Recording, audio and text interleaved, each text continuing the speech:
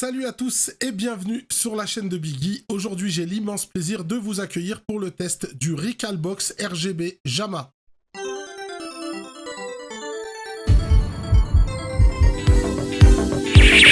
Hadouken!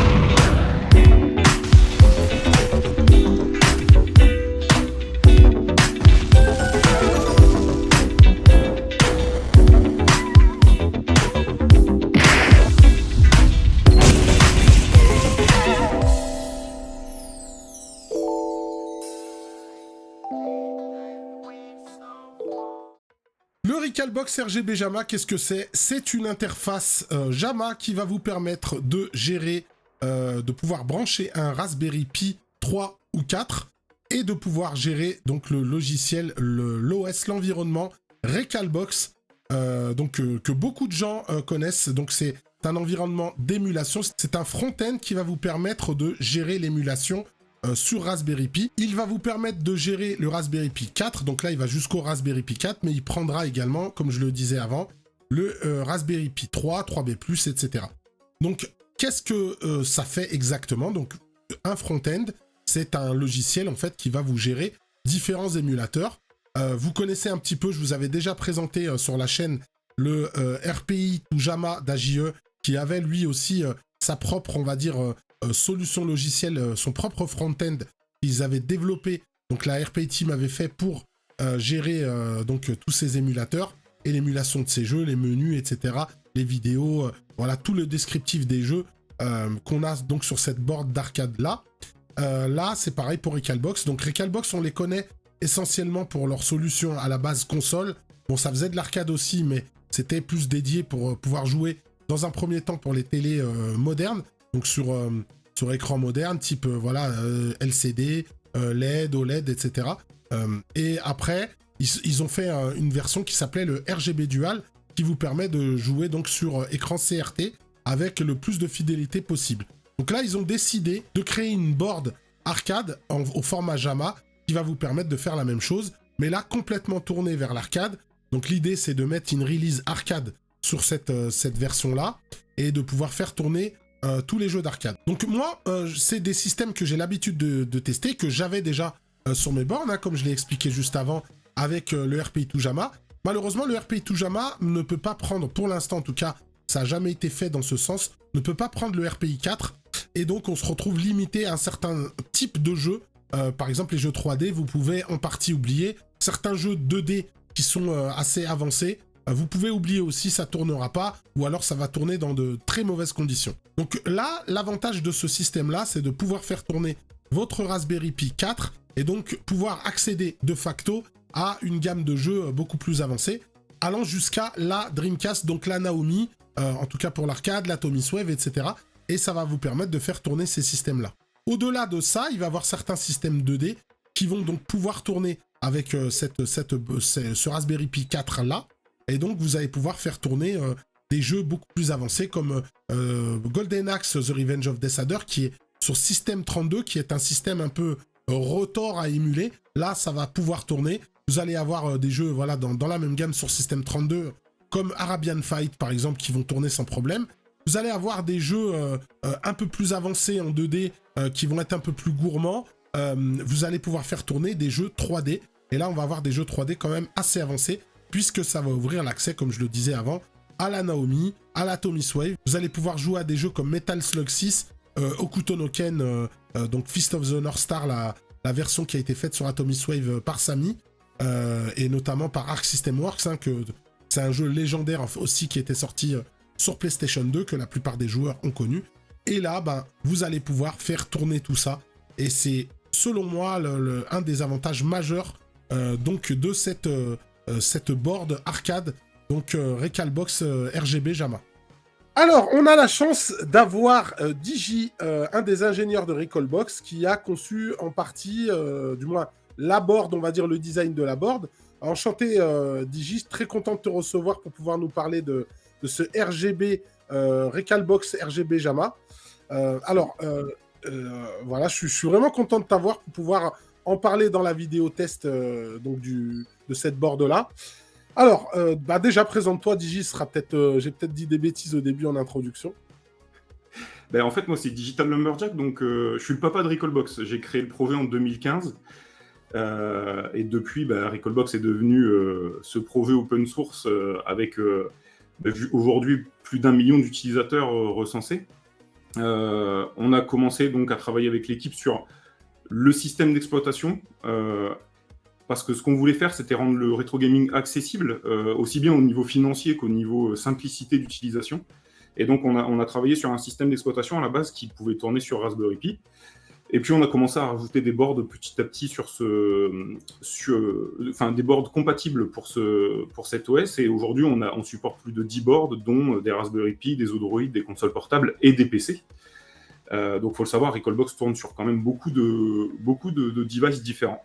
J'ai lancé l'initiative de partir dans le côté aussi hardware il n'y a pas très longtemps, il y a 2 ans maintenant, quand on a commencé à travailler sur le projet Recalbox RGB Dual.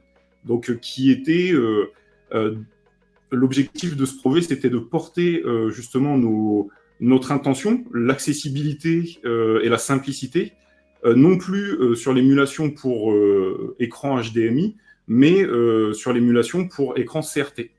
Et donc, on voulait pouvoir redonner le plaisir du jeu sur l'écran CRT aux utilisateurs de Recalbox, mais de façon très simple et accessible. Donc, on a fait ce Recalbox RGB Dual qui tourne derrière moi là, et qui permet de jouer en plug and play. Donc, on branche, on lance Recalbox, et ça fonctionne en 15 kHz sur ce télé CRT. C'était l'objectif, et je pense qu'aujourd'hui, on est assez content des retours utilisateurs, et on continue à faire l'effort de bosser sur le projet, parce que un projet hardware, c'est bien, mais finalement, l'important, c'est que derrière, on l'a fait évoluer depuis sa sortie. Ça fait plus d'1 an qu'il est sorti, et on a énormément fait évoluer le projet.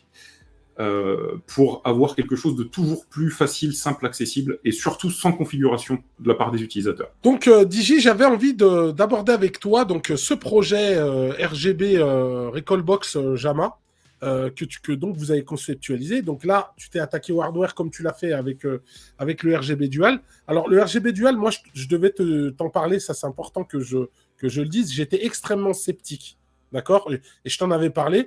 J'étais extrêmement sceptique avec ça parce que j'ai eu une mauvaise expérience de l'émulation sur Raspberry. Mais ce n'est pas lié au produit Recalbox, ce n'est pas lié au logiciel Recalbox, c'est lié, selon moi, le fait d'utiliser un Raspberry Pi. Maintenant, j'ai toujours utilisé des Raspberry Pi 2 ou des Raspberry Pi 3. Donc, c'est vrai que ce n'est pas du tout la même chose puisque, on le dit, c'est compatible avec le Raspberry Pi 3, mais ça prend aussi surtout le Raspberry Pi 4. Et selon moi, c'est la meilleure façon d'utiliser Recalbox avec un RGB Dual, par exemple, ou là, avec donc cette board Recalbox RGB JAMA. Donc, l'idée, c'est comment vous en êtes venu à vous dire on va s'attaquer à l'arcade, parce que ça, c'est important de le signaler. C'est du JAMA, c'est extrêmement niche, la communauté arcade est très exigeante, etc. Donc, vous êtes dit, on va porter ce projet-là sur du JAMA et voilà, essayer de faire ce que vous avez réussi à faire avec le RGB Dual. Et comme je t'ai dit, moi, j'étais sceptique. Et quand je l'ai vu, j'ai changé tout de suite d'avis. Déjà sur la qualité d'image, mais aussi sur la qualité de l'émulation, et notamment le travail que vous avez apporté, vous, au sein du logiciel Recalbox. Ouais. Pour commencer, en fait, beaucoup des améliorations et du travail qui, aujourd'hui, profitent au Recalbox RGB JAMA a été fait pour le RGB Dual. Donc, tu t'en as parlé. Il y avait beaucoup de gens qui étaient sceptiques. Et nous, l'objectif, c'était quand même de pousser et d'optimiser au maximum l'émulation sur Raspberry Pi, parce que ça reste un critère d'accessibilité au sens financier aussi. Les Raspberry Pi sont quand même assez peu chers, et le Recalbox RGB Dual est à 40 balles, donc aujourd'hui c'est quand même une solution qui est quand même assez financièrement accessible. On a poussé bien entendu on a essayé d'aller très loin dans l'optimisation du système, aussi bien au niveau de l'image, du son, et de compiler les émulateurs avec un maximum d'options pour les rendre les plus véloces possibles. Après, le vrai travail derrière tout ça, c'est pas l'optimisation de l'émulateur, c'est toutes les équipes derrière tous les émulateurs qui font un travail phénoménal pour développer des émulateurs qui soient compatibles avec ARM et qui soient véloces avec justement sur l'ARM. Ça, c'est hyper important, c'est que nous, on agrège... On rappelle rapidement pour les gens qui ne connaissent pas ce que c'est que l'ARM. Donc, vas-y, parle-en rapidement, vite fait.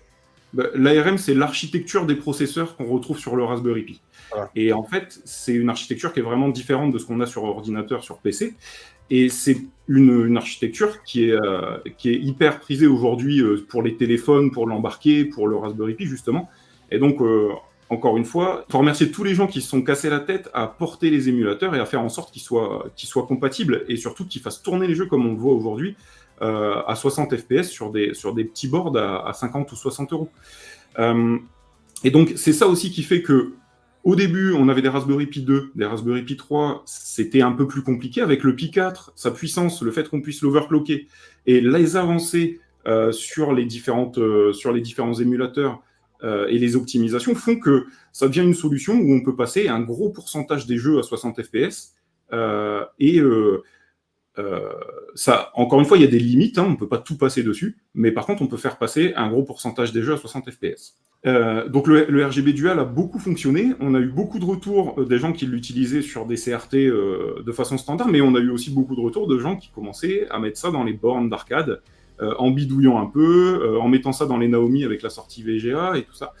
Et finalement, on s'est demandé si ça valait pas le coup de profiter de tout ce travail qu'on avait fait, d'en rajouter une couche bien entendu par-dessus, mais pour proposer l'expérience Recalbox, donc la simplicité, le zéro config, le plug and play, pour ceux qui possèdent une borne d'arcade en JAMA.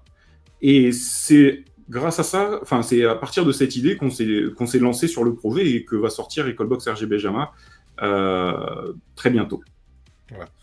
Bon bah ça c'est bien que tu y répondes. Donc vous avez eu l'approche de porter un petit peu le RGB Dual sur borne d'arcade finalement. C'est un peu l'idée de base. C'est quoi votre expérience déjà avec le matériel arcade? Parce que ça c'est très important. C'est une technologie aujourd'hui qui n'existe plus. En fait, on va dire l'utilisation JAMA. Donc, comment dirais-je, comment vous en êtes arrivé à comprendre un petit peu comment fonctionnait une borne d'arcade? Parce que, alors moi je parle par rapport à moi, et c'est vrai que j'ai reçu 2 prototypes, peut-être 3, je ne sais pas encore où on en sera d'ici là, mais tout de suite, on a quand même une idée de l'architecture, on sait comment ça marche, etc. Donc ça a été quand même quelque chose que vous avez dû assimiler assez vite. Oui, exactement. Alors, j'adore l'arcade, j'ai passé beaucoup de temps dans les salles d'arcade et tout ça, mais personnellement, j'ai pas de borne JAMA chez moi. Et il a fallu composer avec ça, parce que je suis le développeur du projet, aussi bien au niveau design du hardware que software. Et donc, comme d'habitude, j'aime bien m'entourer de gens qui savent. Et donc, je me suis fait accompagner par beaucoup de personnes qui ont des bornes, des personnes de chez HFS Play, des personnes de chez RGS Arcade avec qui on a pu tester justement les prototypes directement. Toi qui m'as beaucoup aidé aussi sur les retours que tu m'as fait. Et donc, finalement, j'ai pu comprendre le monde de l'arcade grâce au fait d'être bien entouré et d'avoir beaucoup de gens qui ont pu m'aider sur tout ça. Donc je vais bien entendu oublier d'en citer plein parce qu'il y a beaucoup de gens qui m'ont aidé. Et depuis, alors aujourd'hui ça va quasiment faire 1 an que j'ai lancé le premier draft de ce projet. Et finalement, ça fait quasiment 6 mois que je travaille dessus de façon beaucoup plus... ouais, voilà, et ça fait quasiment 6 mois que je travaille dessus de façon quasiment à temps plein. Et finalement, le monde de l'arcade, c'est vraiment particulier. On a fait beaucoup d'allers-retours. Il y a beaucoup... le JAMA, c'est un standard qui n'est pas standard. Tout ce que tu dois mettre sur la board au niveau des kick harness, des prises audio et tout ça, en fait, il faut faire des choix. Et finalement, je pense qu'on arrive à une board qui va être quand même utilisable par un grand pourcentage des gens qui ont une borne chez eux, parce qu'on est allé... on met un kick harness CPS 1, peut-être un kick harness CPS 2. On va avoir... Si on atteint le palier, oui. Exactement. Si on atteint le stretch goal, on va avoir le Paint JAMA qui va être compatible 1, 2, 3, 4, 5, 6 boutons. Un ampli audio 15 watts pour le mono et une sortie stéréo, enfin même 2 sorties stéréo suivant les connectiques que tu utilises. Donc on est allé vraiment vers une board qui va être... Notre objectif, c'est toujours le plug and play. Donc, j'ai pas envie que tu aies acheté la board et puis que tu as acheté 15 adaptateurs à côté. L'objectif, c'est tu achètes la board, tu peux placer ça dans ta borne, t'allumes, ça lance, tu joues et c'est le frisson. D'accord. Bah, écoute, oui, ça, je dois le dire, sur le dernier prototype que j'ai reçu, on est vraiment bien. On a ce qu'il nous faut en connectique. Moi, comme je t'ai dit, j'ai vu la concurrence. Moi, on va dire, Le seul qui peut aujourd'hui, à mon sens, manger à la table de Recallbox RGB Jama, c'est le RP2 Jama d'AJE. Mais malgré tout, vous êtes allé plus loin. Et ça, c'était pas une mince affaire. Parce que son produit, il a mis du temps à le réfléchir. Il a été, je pense, lui, il a une expérience AJE qui est vraiment très arcade. Mais malgré tout, aujourd'hui, vous êtes encore allé plus loin parce que vous avez pu mettre du Raspberry Pi 4, en l'occurrence, là-dessus. Et en termes de connectique, il y a vraiment tout ce qu'il faut. Tout ça dans une board encore plus petite.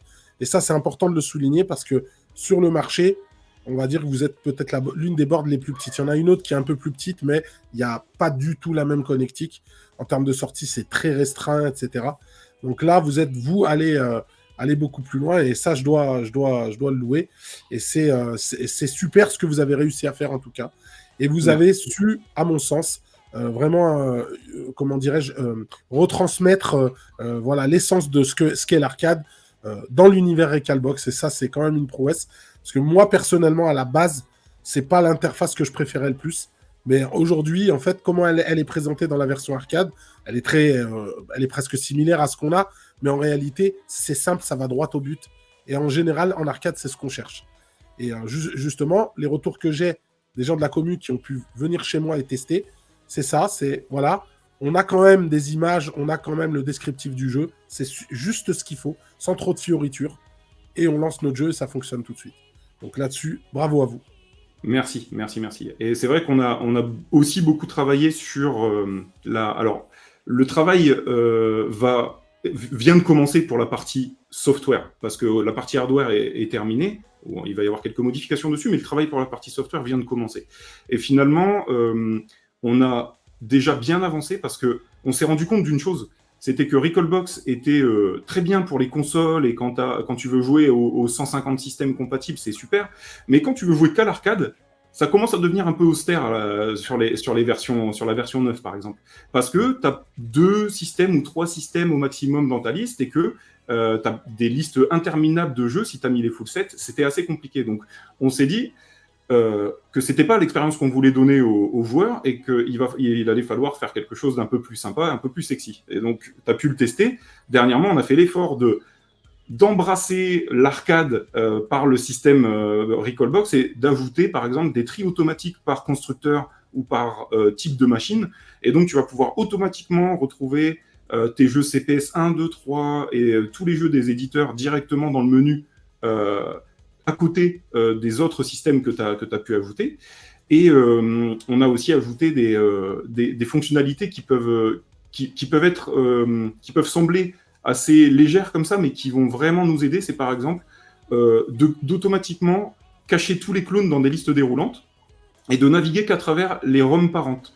Et si tu veux aller chercher un des clones pour lancer une version spéciale de ton Street Fighter 2 ou de ton Street Fighter 3, tu as juste à appuyer sur droite pour ouvrir, dérouler la liste des clones du jeu que tu as trouvé et aller lancer le bon jeu. Ça te permet de naviguer dans les listes de façon beaucoup plus efficace et de ne pas être perdu à travers des dizaines et des dizaines de jeux qui se ressemblent. Et c'est aussi ça, Recallbox, c'est qu'on prend en compte les retours qu'on a, on veut simplifier toutes les expériences de tout le monde, et ça sera de toute façon toujours dans le plug and play, dans l'automatisme, et on va faire en sorte que tu n'aies pas à faire beaucoup plus que de juste prendre ton ROM set, le mettre dans le Recallbox que tu viens d'installer, lancer ça, et ça fonctionne comme je viens de te l'expliquer. Voilà, c'est ce que j'ai pu, moi, en tout cas, éprouver en le testant. Donc voilà, je reviendrai bien entendu dans la suite sur le test de la board. Mais voilà, en tout cas, vous avez réussi un pari qui n'était pas forcément facile, selon moi, à relever. Vous avez répondu présent. Est-ce que tu peux nous présenter rapidement le financement participatif via KissKissBankBank qui devrait commencer dans la foulée de cette vidéo? On va lancer le financement participatif du Recallbox RGB Jama le dimanche 18 à 21h sur la chaîne Twitch de Recallbox.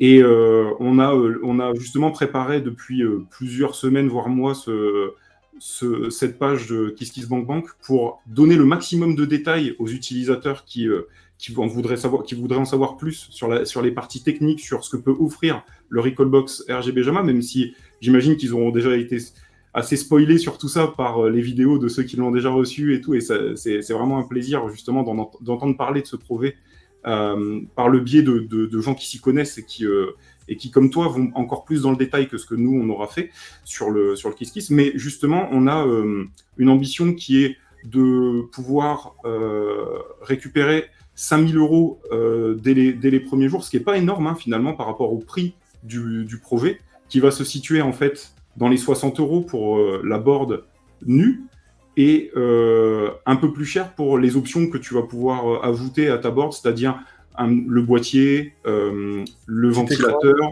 un petit écran qui peut te permettre de voir...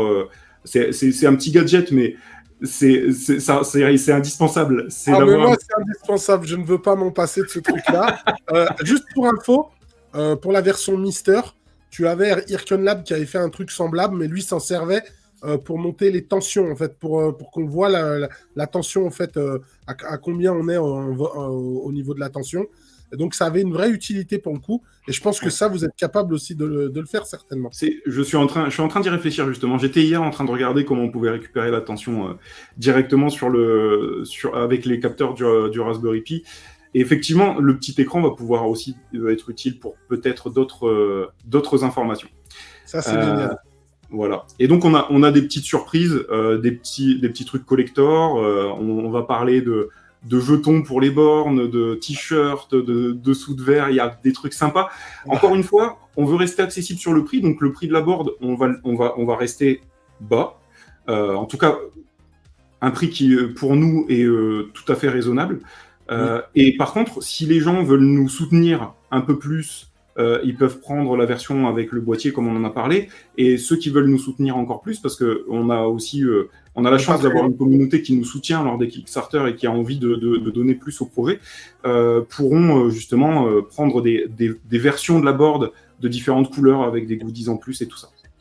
Oui, d'ailleurs, c'est important de parler aussi, il existe le Patreon de Recalbox, et avec ce Patreon-là, on va avoir des options supplémentaires. On va avoir l'auto-scrap pour scraper directement les jeux qu'on prend. Donc moi, je l'ai testé, il fonctionne magnifiquement bien. C'est même mieux encore. J'ai passé en fait le stick sur le jeu, j'ai même pas eu besoin de scraper, ça a chargé quelques secondes et bam, tout est apparu. Et donc ça va aller donc scraper pour ceux qui savent pas, ça va aller récupérer la miniature du jeu avec le détail du jeu, etc. en quelques secondes. Donc ça va aller quand même assez vite. Bien entendu, ça fonctionne avec Internet. Bien entendu, le Recalbox RGB JAMA est compatible via le Raspberry Pi, donc en Wi-Fi, et vous pourrez vous connecter donc sur Internet. Vous avez aussi un câble RJ45 hein, pour ceux qui veulent le connecter en Ethernet, c'est possible aussi. Donc il y a les deux. Et grâce au Patreon, vous allez pouvoir récupérer des options supplémentaires. Vous allez avoir accès, donc selon votre niveau de Patreon, à certaines options. Vous allez avoir des musiques dans le jukebox, il va y avoir tout un tas de choses. Et ça, au-delà du fait qu'on a quand même une récompense, mais c'est aussi un moyen de soutenir Recalbox pour le travail qu'ils font, pour le travail que vous faites. Et comme je le dis, ça c'est important de le dire, en termes de prix, vous êtes inchallengeable par rapport à ce qu'il y a sur cette board-là. Moi, je vous le dis par expérience, parce que j'en ai acheté plusieurs. Des boards dans ces prix-là, d'habitude, c'est vraiment du hyper discount. Il manque la moitié des trucs, tu dois finir de souder des trucs toi-même à la main, etc. Et là, c'est pas du tout le cas, en tout cas, pour ce prix-là. Bah, je te remercie. Merci. Ouais, donc je rajoute juste un petit mot sur le Patreon, finalement. Le Patreon, c'est une façon pour les gens de nous aider. Et il faut bien savoir que toutes les fonctionnalités qu'on va ajouter grâce aux gens qui nous aident sur Patreon finiront par arriver dans le Recalbox open source. C'est-à-dire que là, l'autoscrap que tu as pu tester, c'est une fonction Patreon qu'on a décidé de sortir dans la version 10 de Recalbox, donc qui va arriver au courant de l'année 2023. Et finalement, on va aller vers... Finalement, ce qu'on essaie de faire, c'est de pousser les développements à nos patrons en premier pour qu'ils puissent tester, pour qu'ils puissent profiter de tout ça, et de faire couler toutes ces fonctionnalités vers la version open source. Donc, c'est aussi une façon, non pas juste d'aider financièrement au projet, mais de contribuer aux fonctionnalités qui vont être accessibles pour tout le monde par la suite. Ouais, donc, ça a un vrai sens vertueux, en tout cas, dans cette démarche-là. Donc, voilà. Mon cher Digi, je te remercie pour cette petite interview et pour cette présentation de la board. Et en attendant, le test continue après cette petite interview. C'est moi qui te remercie, c'est avec plaisir. Et puis, bon test alors, à bientôt. À bientôt. Donc, qu'est-ce que ça va pouvoir vous faire tourner? Vous allez pouvoir faire tourner donc les jeux en 15K Yoko, donc 15K J'explique encore une fois, je fais un petit avant-propos pour ceux qui connaissent pas. Il y a plusieurs résolutions dans l'arcade. Essentiellement, il y en a 3. On va dire le 15 kHz, le 24 kHz et le 31 kHz. Et vous allez avoir le 15 qui va avoir un dérivé avec le 480i qui est le 15 kHz en entrelacé. Et là, voilà, c'est un petit peu un système qui va être entre les deux. Du moins, un mode d'affichage qui va être entre les deux. C'est un peu ce que vous avez sur PlayStation 1, là, avec le petit scintillement. C'est ce qu'on appelle l'entrelacé. Donc, il va avoir une image dans les frames qui va être noire. Et du coup, elle va passer très vite. Et ça va donner un effet de scintillement. Donc, pour des systèmes comme la Naomi, vous avez la possibilité, par exemple, de pouvoir jouer. Si vous avez une borne en 15, comme l'Astro City de base, elle va pouvoir faire tourner des systèmes en 15 et 24. Mais la plupart du temps, les jeux sont en 15. Vous allez pouvoir mettre votre Naomi en 15 kHz, mais en entrelacé. Donc, vous allez avoir cette image qui va scintiller légèrement. Et vous allez pouvoir donc faire tourner ce que vous avez sur la Naomi. Et quand on a un netboot, on pourra faire tourner également l'Atomic Wave. Donc ça va aller de consort avec les deux. Et là, donc vous allez avoir cette résolution-là. Vous allez pouvoir après monter sur des résolutions supérieures qui sont le 31K. Et pour info, le 31K, c'est le 480p. C'est ce qu'on avait sur, par exemple, la Dreamcast. Vous pouviez faire ça en VGA. Donc c'est la résolution VGA de base. C'est le 480p. Certaines bornes vont permettre de le faire, notamment les NUC, hein, les bornes Naomi. La Blast City qui va pouvoir le faire de manière soit auto ou manuelle, selon la borne que vous allez avoir. Hein. Il y a des châssis différents, châssis auto, châssis manuel. Donc vous allez pouvoir monter dans cette résolution-là.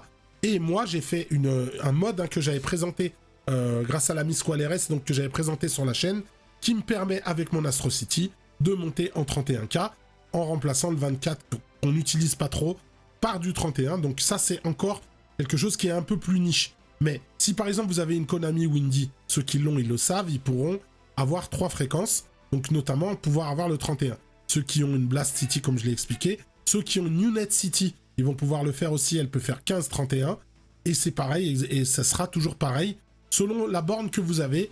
Donc voilà. Donc vous allez donc pouvoir faire tourner les systèmes 15K classiques.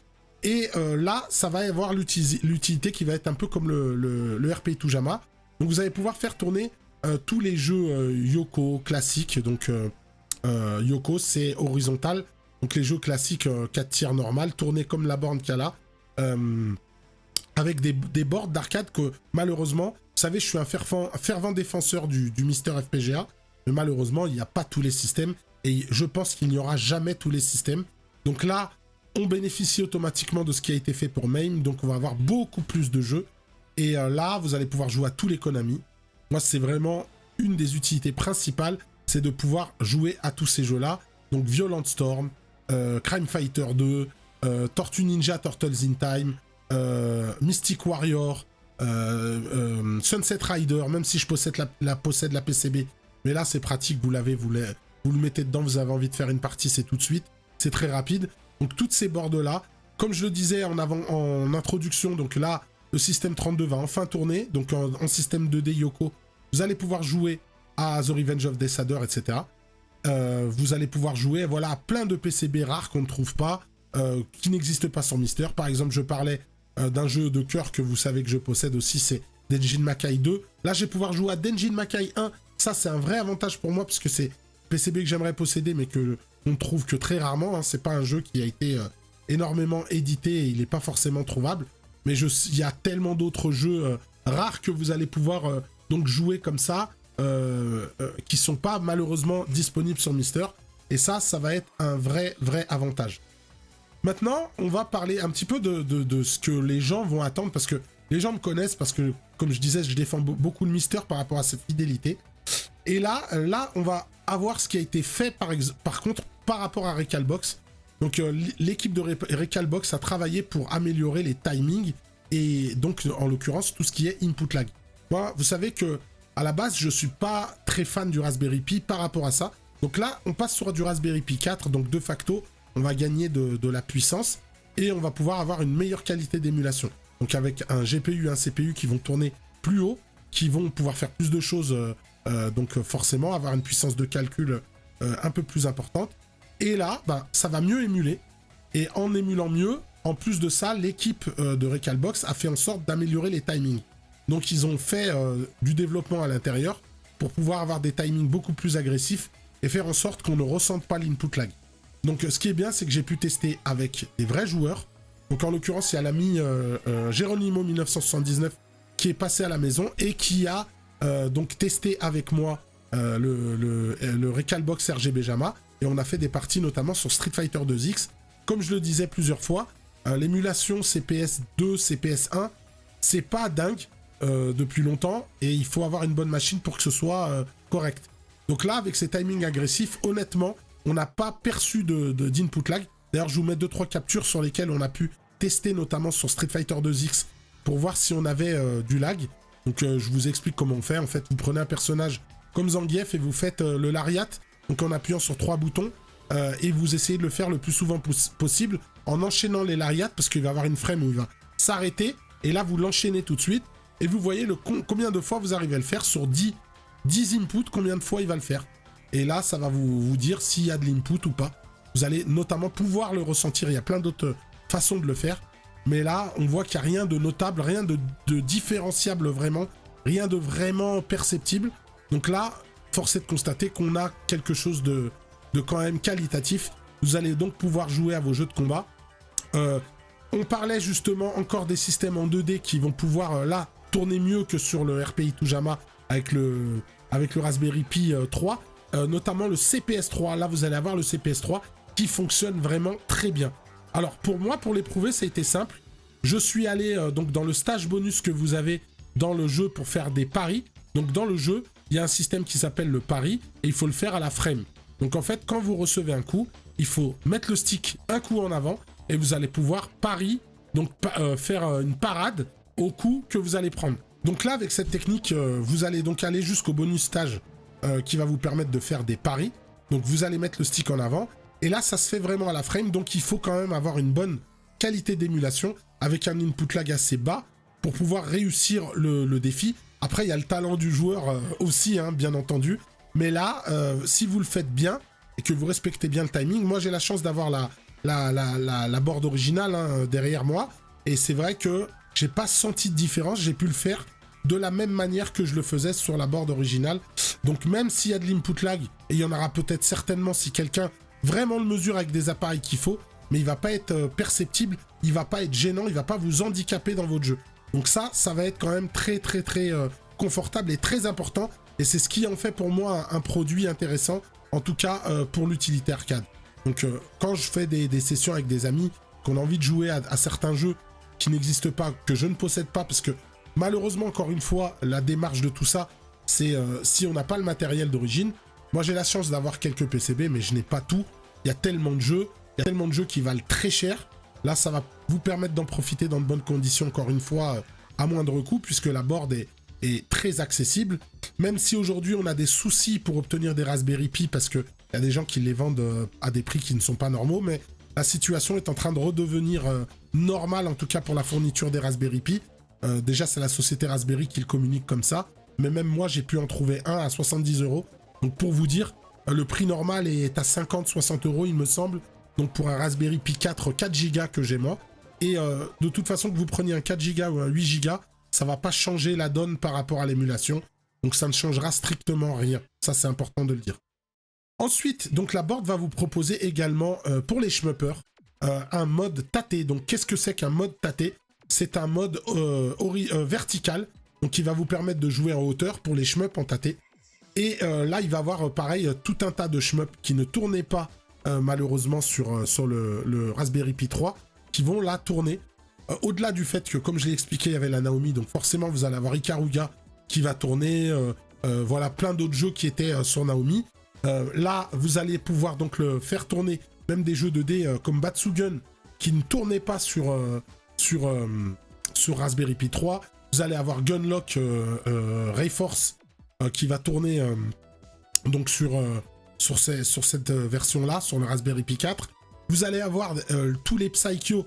Donc moi qui suis fan des Psycho, notamment de Dragon Blaze. Là, enfin, on va pouvoir jouer à Dragon Blaze dans de bonnes conditions. Le jeu se lançait sur Raspberry Pi 3, mais vous aviez énormément de ralentissements. Et vous aviez des coupures dans le son. C'était vraiment très désagréable. Donc c'était impossible pour moi de jouer dans de bonnes conditions. Le jeu se lançait. on pouvait y jouer, mais pas dans de bonnes conditions. Voilà. Et là, pareil pour Gunbird 2, donc Gunbird 2 qui va pouvoir tourner également. Vous allez pouvoir faire tourner donc vraiment un grand assortiment de jeux qui ne tournaient pas avant. Et là, les gens se posent la question, est-ce que les caves tournent? Alors oui, ils tournent, mais pas tous. Vous allez pouvoir faire tourner donc tous les caves SH2 que vous connaissez. Donc tous les caves SH2, comme par exemple Espradé, vous allez pouvoir faire tourner Espgaluda, vous allez pouvoir faire tourner Donpachi, vous allez pouvoir faire tourner Dodonpachi, Dayuju, PGM, donc là c'est Dodonpachi 2, donc celui-là il va tourner aussi, sans problème. Vous allez pouvoir faire tourner donc quand même beaucoup de jeux, Fever SOS, voilà, Dongyun Feveron, ça va tourner, tous les top plans vont tourner. Par contre voilà, là c'est un vrai avantage, vous allez pouvoir faire tourner Mushi Hime Sama. Mushi Hime Sama tourne dessus, et grâce à en fait, le processeur peut s'overclocker, donc en montant l'overclock au-dessus, il va tourner sans presque aucun ralentissement. En tout cas moi, je n'en ai pas vu de notable. Vous allez avoir des petits stutterings dans le menu, mais très rapides. Et après, quand vous êtes en jeu, il n'y a pas de problème. Là, par contre, si je comparais, par exemple, avec un Dragon Blaze sur Raspberry Pi 3, où là, c'était vraiment gênant, là, ça va pas du tout être gênant. Vous allez pouvoir jouer normalement au jeu, quasiment. Sauf que, bon, ça reste une version émulée. Et pour ces jeux-là, vous savez que il y a des ralentissements internes au jeu qui sont sur la PCB de base. Et là, la programmation de l'émulation, c'est plus lié, on va dire, à l'équipe de Recalbox, ni au Raspberry Pi en soi. C'est plutôt l'émulation même du jeu qui est là, faut revoir, où voilà, c'est des choses qui n'ont pas été prises en compte. Donc en fait, le jeu va être super fluide et il va pas avoir certains ralentissements qui devraient être là normalement. Mais ça, je pense que ceux qui connaissent ce jeu-là en émulation sont au fait de ce souci-là. Donc Mushi Hime Sama, le premier, va tourner sans problème. Mushi Hime Sama Futari va tourner sans problème. Dès qu'on va monter un petit peu dans les caves, par exemple Mushi Pork et Pink Sweets, là on va avoir des petits soucis. Donc le jeu va ralentir à des moments, mais il reste très fluide la plupart du temps. Donc il va avoir des moments, on ne comprend pas pourquoi, ça va ralentir pendant 20 secondes, et boum, ça va partir. Et là, on sent que c'est un problème peut-être de matériel, ou alors d'optimisation. Donc peut-être que si les gars, parce qu'ils sont compatibles, en tout cas à Raspberry Pi depuis peu, donc s'il avançait sur FBneo, en tout cas s'il y a une avancée en termes de développement, peut-être qu'un jour ils tourneront parfaitement ces jeux-là. Moi, je verrais pas pourquoi ils tourneraient pas, puisque Mushi tourne aussi, c'est du SH3. Donc après, j'y connais pas assez pour vous dire vraiment les différences, mais en tout cas, il tourne, il y a des ralentissements. Là où Mushi Hime Sama, il est parfaitement fluide tout le temps. En tout cas, quand on monte l'overclock à la bonne vitesse. Donc ça va être un vrai plus. Là, je parle pour moi. Je suis pas un expert de jeu. Je sais que je pourrais jamais m'offrir la PCB, puisque cette PCB, c'est un jeu que j'aime beaucoup. Hein. Je l'ai mis dans mes shmups préférés. Donc cette PCB coûte très cher. Et là, je pourrais pas me payer un jeu à 2000 € comme ça. Voilà, je l'aime beaucoup, mais voilà, mettre 2000 € dans un jeu comme ça d'arcade, c'est pas... Je suis pas encore prêt pour ça. Donc là, pouvoir y jouer comme ça de manière assez confortable, voilà, ça va être un vrai confort. Vous allez, donc je disais, les top plans vont tourner. Vous allez avoir des jeux qui ne tournaient pas avant, comme Raiden 2, qui ne tournait pas sur Raspberry Pi 3, et le jeu ne se lançait même pas. Là, il va tourner sans aucun problème. Donc ça va être vraiment top. Et tout un tas de shmups, hein, je disais les top plans. Truxton 2, bien sûr, ça tourne sans problème. Le premier Tatsujin aussi, ça va tourner nickel. Je le disais pour Batsugun. Batsugun va tourner parfaitement aussi, pas de problème. Dogyun, donc c'est un shmup aussi top plan qui va tourner sans problème. Voilà, il y a tout un tas de jeux comme ça qui vont être compatibles et ça fait vraiment plaisir. Alors l'avantage aussi donc de ça, c'est ce que je disais, c'est que vous allez avoir de l'émulation qui va être plus avancée. On va avoir donc la Dreamcast et de facto la Naomi. Hein. La Naomi est le système, on va dire arcade, sur lequel la Dreamcast sort. J'avais déjà expliqué ça dans des vidéos sur la Dreamcast. Donc le système Naomi qui va faire tourner des jeux en 31K. Et là, ça va tourner, vous allez avoir CVS2, CVS1, Power Stone. Tous les jeux tournent en 60 images par seconde, il n'y a pas de problème là-dessus. J'ai pas essayé sans overclock, mais de base j'étais en overclock à 2000, donc le petit overclock on va dire, et ça tournait à 60 fps sans problème.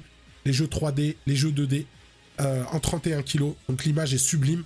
Et comme il y a la Dreamcast, il y a un espèce de fantasme de jeunesse, parce que j'ai la chance d'avoir la PCB de Soul Calibur, donc c'est un système qui est dérivé de la PlayStation, donc il va être très proche de la PlayStation 1. Et là, Soul Calibur qui a été fait sur Dreamcast, Namco l'avait développé spécialement Et il utilise donc le système Dreamcast qui est voilà, dérivé de la Naomi. Donc là, on va pouvoir y jouer dans ces conditions-là en 60 images par seconde sur borne d'arcade. C'est un fantasme. Je fais une grosse dédicace à SNK. Le prochain event qu'on fait ensemble, on va pouvoir jouer dessus sur borne d'arcade. Et ça va être top parce que c'est un gros joueur de ce jeu-là, gros fan de ce jeu. Et là, il va tourner nickel. Donc ça, c'est un vrai plaisir pour les yeux. Et voilà, un vrai plaisir de pouvoir y jouer dans ces conditions-là. Comme j'ai expliqué à Tommy Wave, donc là, Hokuto no Ken, Metal Slug 6, vous allez pouvoir faire tourner voilà, tout ce que vous aviez sur la Tommy Wave KOF 11. Voilà, c'est vraiment, ça va être vraiment top de pouvoir y jouer comme ça, de manière parfaitement fluide. Et ça fait vraiment plaisir, donc en tout cas pour les systèmes 31 kg. Le truc va pas s'arrêter là, vous imaginez bien. Donc l'équipe de Recalbox a pensé justement le produit pour qu'il soit, on va dire, compatible avec un maximum de bornes, que la plupart des gens puissent y jouer, puissent l'utiliser. Donc là, l'avantage, c'est que vous allez pouvoir y jouer parfaitement sur une borne cathodique en 15 kg. Vous allez avoir un mode 240p pour tout ça. Donc là, moi, je vois une utilisation qui est, moi, détournée. Parce que, par exemple, pour un jeu comme CVS2, je trouve que le jeu est pas très beau en 31K. C'est mon avis. Ça n'engage que moi. Les décors sont sublimes, mais par contre, les personnages au premier plan pixelisent énormément. Et là, le voir en 240p, je vous mets les captures là, quand j'en parle, c'est absolument sublime. Là, pour moi, le jeu prend en fait tout son sens avec des très très beaux graphismes. On a vraiment l'impression de voir Street Fighter 03, dont beaucoup de sprites sont tirés. Beaucoup de sprites de ce jeu-là ont été extraits de Street Fighter 03. Donc là, vous allez pouvoir avoir des sprites très très beaux. Et là, pour moi, ça flatte un peu plus la rétine, même si les décors en 3D sont pas aussi beaux qu'en 31, mais en 15, ça rend très bien. Il n'y a pas de souci, ça les rend pas plus moches. C'est juste qu'ils sont en 15, la résolution est un peu en dessous. Et voilà. Donc vous allez avoir Marvel vs Capcom 2, et là, ça se discute. Même si les personnages pixelisent, mais ils pixelisent pas autant que CVS2, c'est moins choquant. Mais malgré tout, vous pourrez y jouer en 15 ou en 31 pour celui-là. Donc ça va être génial. Et du coup, si vous avez qu'une borne 15, vous allez pouvoir jouer à tous ces jeux 3D. Metal Slug 6, pour moi, il est plus beau et il n'y a pas de discussion là-dessus en 15 kg. Donc là, vous allez pouvoir y jouer en 15 kg. Et Hokuto no Ken est très beau en 15 aussi. Il va tourner en 15 aussi parfaitement. Il y a plein d'autres utilisations que je vois arriver. Il va y avoir donc KOF 2002 UM qui, lui, est en 480i, il est en entrelacé nativement. Donc la version arcade. Là, vous allez pouvoir y jouer en 240p. Et ça, c'est absolument magnifique. Donc là, on profite vraiment du jeu comme il faut. Donc là, on imagine, vous avez qu'une Astro City ou alors une borne, peut-être une Aero City. Vous allez pouvoir jouer à tout ça en 240p. Et clou du spectacle, si vous avez une trifréquence, comme j'ai moi, vous choisissez comme vous voulez, vous faites votre vie. Il y a un mode multisync que l'équipe de Recalbox a mis à l'intérieur. Et après, c'est à vous de choisir. Vous mettez comme vous voulez, 480p, 240p, c'est vous qui voyez. Et vous choisissez selon le jeu peut-être. Donc le système est capable, lui, de booter. Et là, on va aborder, donc là, pour les gens qui ont des bornes 31 only, donc notamment des Naomi, là, vous allez pouvoir y jouer avec un adaptateur donc qui va faire JVS JAMA. Vous allez le plugger en JAMA. Et là, vous allez pouvoir donc faire tourner cette board-là. Elle accepte le 31 kg par le JAMA. Donc, vous allez pouvoir booter votre système en 31. Et ça, c'est encore génial. Du coup, quand vous allez booter en 31, vous allez avoir une option pour lancer les jeux 15 en 480p.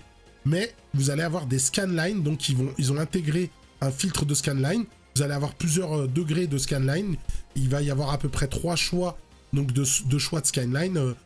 Petit, moyen, grand, selon vos envies. Et ça va vous mettre des scanlines donc sur du 31. Et ça va être du plus bel effet. Et ça va vraiment vous rendre les jeux qui étaient en 15 kg en 31 beaucoup plus jolis que si on les avait laissés en 31 de base. Donc ça aussi, c'est une bonne chose. Ça veut dire que vous n'avez pas besoin d'avoir une board spécifique au 31. Vous prenez ça. Vous avez normalement, si vous avez une borne en 31, un adaptateur JAMA JVS. Vous mettez dedans et ça tourne, il n'y a pas de problème. C'est essentiellement pour les contrôles que ça va être géré, puisque l'affichage, vous pouvez passer par du VGA sur le Raspberry Pi, vous pouvez mettre l'affichage comme ça. Donc là, ça va être l'avantage de pouvoir avoir ce système qui va être compatible avec tout. Et ça, c'est une très bonne chose. Donc, qu'est-ce qu'on va avoir sur cette board? Donc, la board se présente comme ça. Là, c'est une version prototype, c'est pas la version forcément finale, celle que vous recevrez chez vous. Là, ça va être une version donc prototype, mais qui est déjà très avancée. Donc là, vous voyez, elle est flaguée Recalbox RGB JAMA. Vous allez avoir donc en termes de connectique du Key Harness CPS1 ici. Il y aura peut-être un Key Harness CPS2 si le stretch goal du KissKissBankBank arrive haut dans les étapes. Ils pourront donc implémenter du Key Harness CPS2 pour contenter tout le monde. Pour ceux qui n'auront pas forcément l'adaptateur pour mettre du Key Harness CPS1. Moi, personnellement, c'est ce que j'utilise. Donc, c'est pas trop un problème pour moi. Donc, j'utilise ça qui me permet de faire du CPS1 vers du CPS2, puisque mes bornes arrivent tous en CPS2. Donc, ça, c'est pas un problème.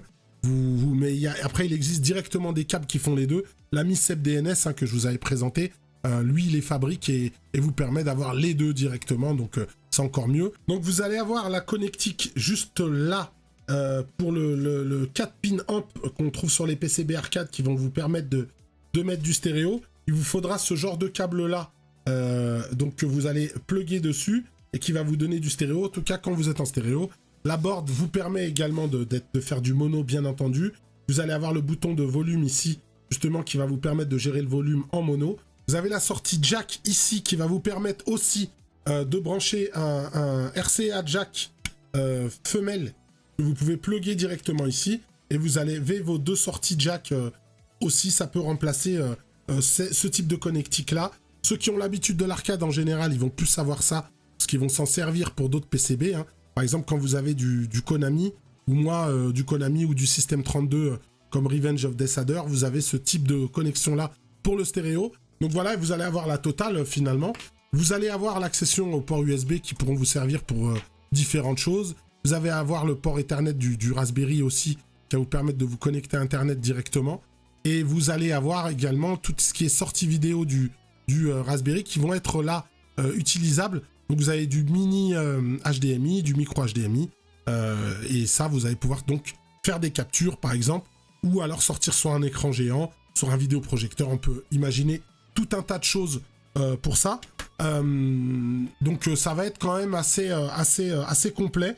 En tout cas, pour un premier jet de ce qui a été fait, parce qu'ils n'ont pas forcément l'expérience de l'arcade, puisque eux, ils viennent plutôt de l'univers de la console. Donc c'est plutôt un essai réussi, en tout cas en termes de connectique.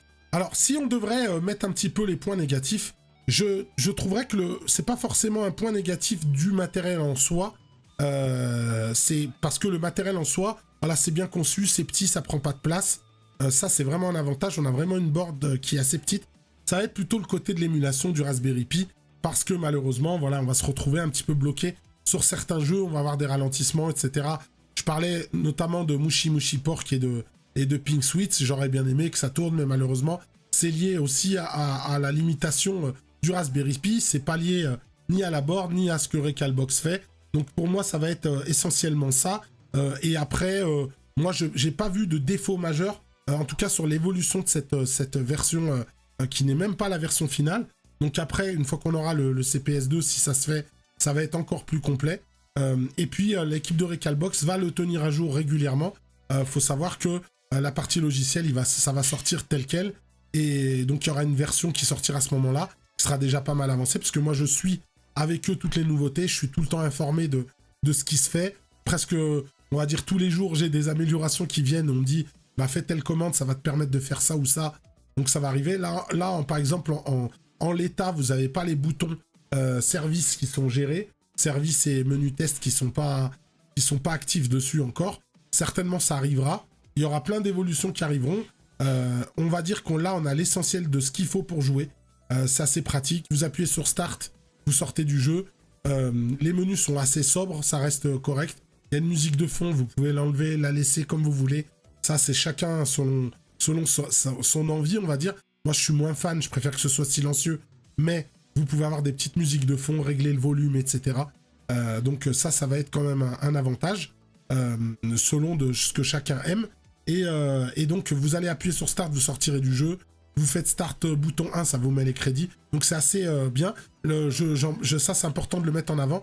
Là, en l'état, vous avez même pour vous dire, c'est pas la version finale et vous avez même le, comment dirais-je, les crédits sur le monnayeur qui sont reconnus. Donc ça, c'est une bonne chose. C'est déjà le cas avec celui de la JE. Là, c'est déjà le cas. C'est aussi le cas en tout cas. Donc là, ça va être assez bien. Il reste encore une petite interrogation, mais je pense que ça arrivera dans les évolutions. C'est pour les bornes en Link. Moi, j'ai pas encore eu l'occasion de tester parce que j'ai mis ma borne en tâté et du coup, j'ai pas rebranché le câble Link, voir comment ça se comporte en Link et voir comment le 4 joueurs est géré. Ça, faudra voir s'ils ont pensé au contrôle pour le 4e joueur. Mais je crois qu'ils le feront via le Kick Harness, il me semble. Kick Harness CPS2. Si le Kick Harness CPS2 se fait, ils pourront certainement jouer créer le mode de 4 joueurs, par exemple pour Sunset Rider, etc. Pas tout le monde qui a 4 bornes d'arcade côte à côte pour pouvoir y jouer, mais en tout cas pour ceux qui l'ont, peut-être qu'ils pourront le faire aussi. Donc ça, c'est des choses qui arriveront plus tard. Le hardware va pas beaucoup bouger, mais côté software, ça va quand même pas mal bouger. Donc moi, ce que j'en pense, je trouve que c'est un très bon produit, en tout cas pour pouvoir profiter de l'arcade de manière simple. Vous savez que pour moi, j'estimais donc le RPI Toujama d'AJE comme étant la meilleure solution pour démarrer dans l'arcade. Là, on est sur quelque chose d'encore plus avancé. Donc ça devient de facto pour moi la meilleure solution pour démarrer dans l'arcade. Et même plus, c'est presque un indispensable pour ceux qui ont des bornes d'arcade pour jouer à certains jeux. Moi, en tout cas, je ne veux pas entendre parler de box PC dans mes bornes parce que ça prend trop de place. Ça prend trop de place, ça fait trop de bruit parce que c'est un ordinateur à l'intérieur, etc. À démarrer, c'est extrêmement laborieux. On a Windows derrière qui se lance. Même si on le cache, on le voit toujours. De temps en temps, c'est avec tous les problèmes qu'il y a dans Windows, pour moi, ça en tue l'expérience arcade. Moi, j'avais aimé le RPI Toujama pour ça, parce qu'on restait dans une expérience arcade. Je parle toujours de l'émulation, bien entendu. Je mets le Mister de côté, volontairement. Et là, ça va être la même expérience. Donc, ça va être, vous allumez, plug and play. Vous allumez, vous avez votre menu, vous lancez votre jeu, ça fonctionne. Point barre. Et donc, c'est pour moi, voilà, la borne d'arcade qui devient la solution indispensable pour ceux qui se mettent à l'arcade. Vous avez une borne, vous avez ça, vous avez besoin de rien. Après, si vous voulez monter, voilà, vous achetez des PCB ou alors du Mister peut-être pour avoir encore plus de fidélité. Et encore, faudrait comparer, si ça se trouve, il n'y a pas tant de différence entre les deux que ça. Je sais que après c'est lié à l'émulation, oui, il y a des jeux où c'est différent. Par exemple, sur Pulstar, il y a des différences. C'est pas des différences qui vont poser des problèmes en jeu, mais il va y avoir une fidélité qui va être meilleure à l'original.